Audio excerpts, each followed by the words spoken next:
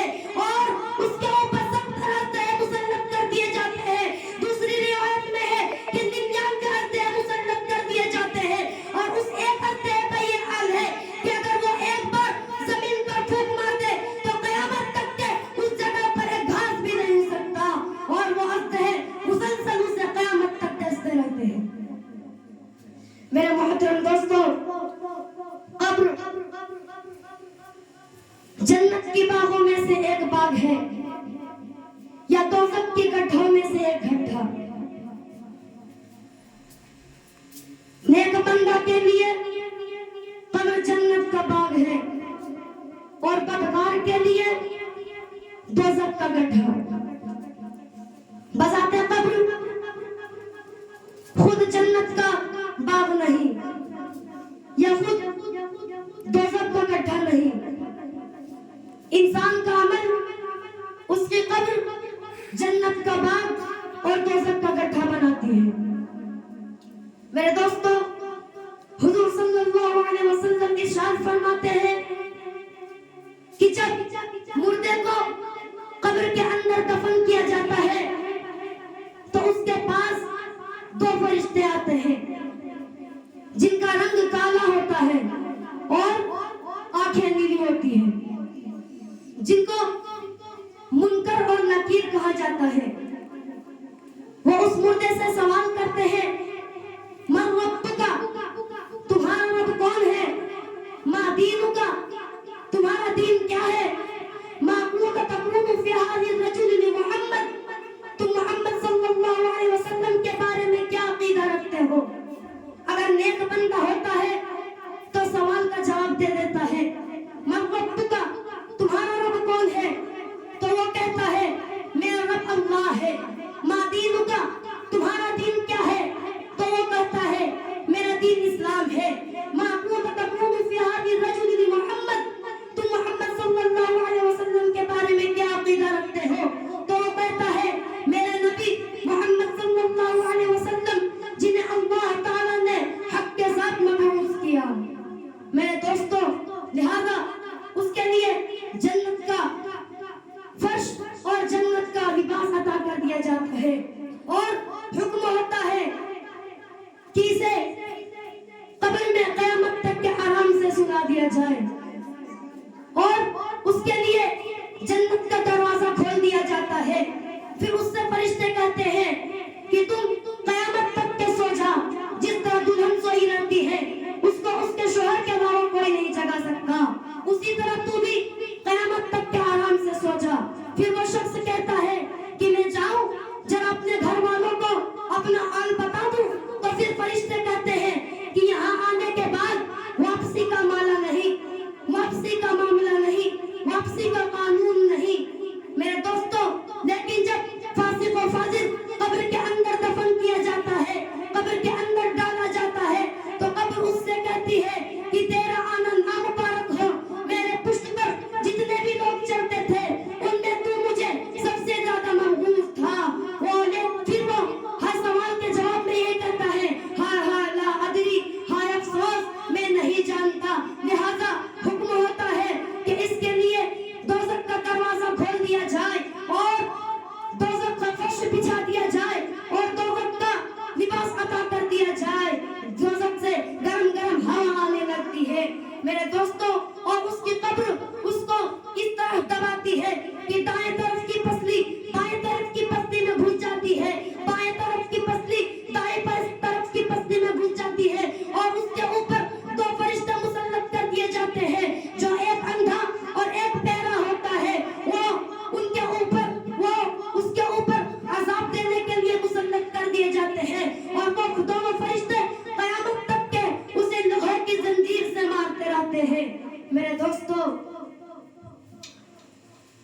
हम इतने गुनाह करते हैं, हमारा क्या हाल होगा कब्र के अंदर। इसलिए हमें कब्र की मंजिल के लिए हर वक्त तैयार रहना चाहिए।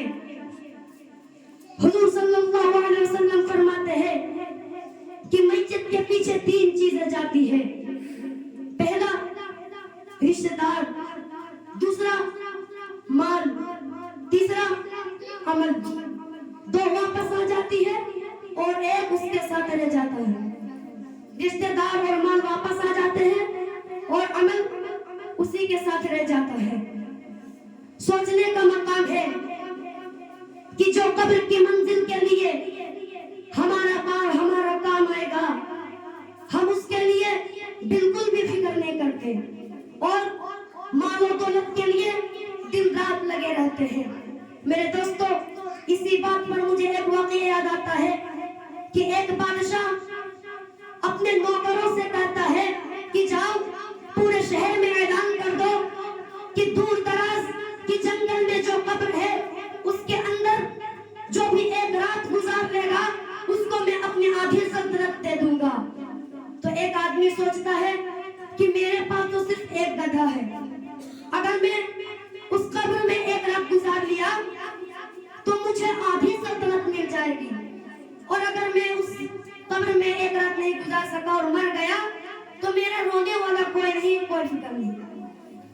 तो वो बादशाह के पास जाता है और बादशाह से कहता है कि मैं उस कब्र में एक रात गुजारूंगा।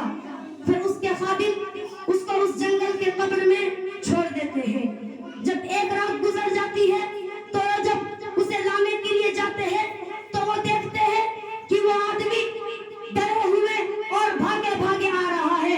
जब वो उनसे पूछता है कि तुम क्यों डरे हुए हो, तुम क्यों भागे हुए आ रहे हो, तो वो कहता है कि मुझे तुम्हारी बादशाह की आधी सल्तनत नहीं चाहिए, जाओ रख लो अपनी आधी सल्तनत। तो फिर वो कहते हैं कि चलो तुम बादशाह के पास चलो, बादशाह तुम्हारा फैसला करेगा।